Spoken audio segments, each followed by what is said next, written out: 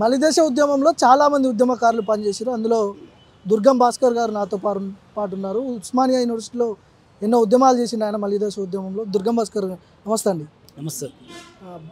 ఎట్లా ఎట్లా చూడవచ్చు తెలంగాణ ఆవిర్భావ వేడుకలు ఒక్కొక్క పార్టీ ఆఫీస్లో చేస్తున్నారు, మీరు పరేడ్ గ్రౌండ్లో చేస్తున్నారు. అసలైన తెలంగాణ రాలేదు అని చెప్పి అంటున్నారు. మీరేం చెప్తారు ఉద్యమకారుడు? ముందుగా నీకు, మైక్ టీవీ యాజమాన్యానికి, మైక్ టీవీ ప్రేక్షకులకు అందరికీ కూడా తెలంగాణ ఆవిర్భావ దినోత్సవ శుభాకాంక్షలు. వాస్తవానికి అంటే ఎవరి రాజకీయాలల్లో ఎవరి అభిప్రాయాలు వాళ్ళకున్న వాస్తవం అయితే ఒకటి ఉంది కదా, అది చరిత్ర. దాన్ని అయితే ఎవరు కాదనలేరు కదా. అనేక దశాబ్దాల పోరాటం, వేలాది మంది బిడ్డల బలిదానం, అనేక త్యాగాల పునాదుల మీద తెలంగాణ రాష్ట్రం ఏర్పడిందన్నది వాస్తవం. దాన్ని ఒక్కొక్కరు ఒక్కో రకంగా వారి వారి రాజకీయాలకు, వారి వారి సంస్థలకు అనుగుణంగా వాళ్ళు ఆపాదించుకుంటారు. మనం చూసినాం తెలంగాణ ఉద్యమంలో ప్రత్యక్షంగా దాదాపు ఒక దశాబ్ద కాలం పైగా ఒక గ్రూప్ 1 అధికారి కావాలని చెప్పేసి హైదరాబాదుకు అనేక ఆశలతోటి దళిత నేపథ్యం నుంచి, గ్రామీణ ప్రాంతం నుంచి, నేను బాగుపడితే ఒక గ్రూప్ 1 అధికారిని అయితే నేను బాగుపడతా, నా కుటుంబం బాగుపడతానే ఒక అనేక ఆశలతోటి హైదరాబాద్కి అడుగుపెట్టిన వాళ్ళు.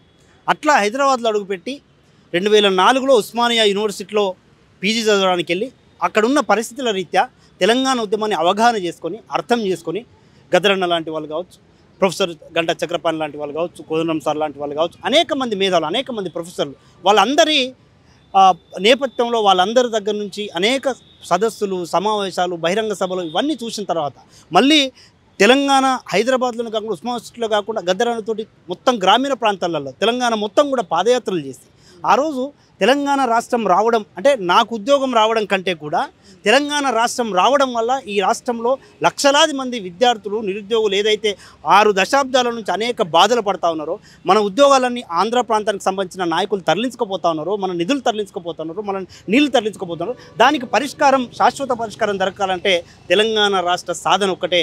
అమరవీరుల త్యాగాలు, అమరవీరుల కళలు నిజం కావాలంటే తెలంగాణ రాష్ట్రం రావడం ఒక్కటే పరిష్కారం అని చెప్పి ఆ రోజు గ్రూప్ 1 అధికారిగా కావాల్సిన వాళ్ళం, గ్రూప్ 2 అధికారులుగా కావాల్సిన వాళ్ళం, యూనివర్సిటీలో పిహెచ్డీలు చేసి అనేక త్యాగాలు చేసి మా వ్యక్తిగత జీవితాలను, కుటుంబాలను అన్నింటినీ కూడా పనంగా పెట్టి మేమిప్పుడు అంటే మా స్వార్థం గురించి ఆలోచిస్తే ఖచ్చితంగా ఇలా మా తోటలు చాలామంది గ్రూప్ 1 ఆఫీసర్లు ఉన్నారు, చాలామంది ప్రొఫెసర్లు అయిన వాళ్ళు ఉన్నారు, చాలామంది అనేక రంగాలలో ఉన్నారు. ఒక్కడు కొట్లాడుతూనే తెలంగాణ వచ్చింది అని చెప్పి అంటారు కదా. ఆ విషయానికి వస్తా, జాతిపిత అంటుంది కదా ఎమ్మెల్సీ కవిత, ఆ విషయానికి కూడా వస్తా.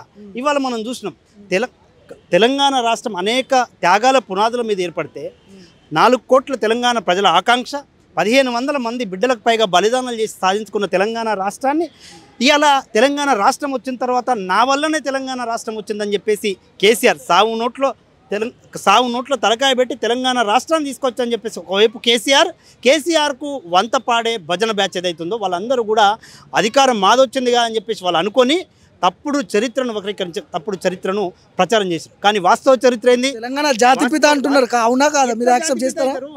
ఎట్లా జాతిపిత అవుతారు? ఏం చేసినా జాతిపిత అవుతారు అంటే ఏది?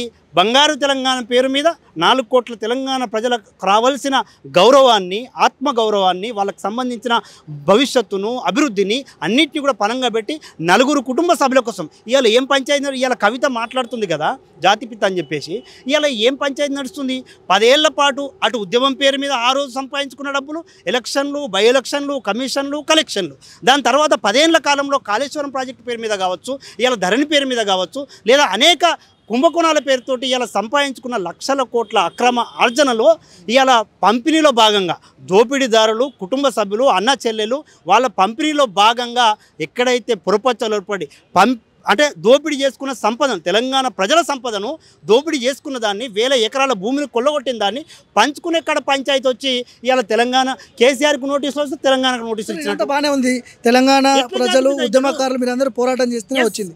కానీ తెలంగాణ ఉద్యమకారులకి, ఉద్యమంలో మరణించిన వాళ్ళకి న్యాయం జరిగిందా, న్యాయం చేసిరా అంటే ఏం చెప్తారు? గత ప్రభుత్వంలో అయితే 1500 మందికి న్యాయం జరగలేదు. 1500 మంది అమరవీరులు త్యాగాలు చేసి సాధించిన తెలంగాణ రాష్ట్రం అని చెప్పేసి అనేక వేదికల మీద అనేక మంది ఉద్యమకారులందరూ కూడా చెప్పడం జరిగింది. కానీ కేసీఆర్ ప్రభుత్వంలో అందరికీ న్యాయం జరగలేదు.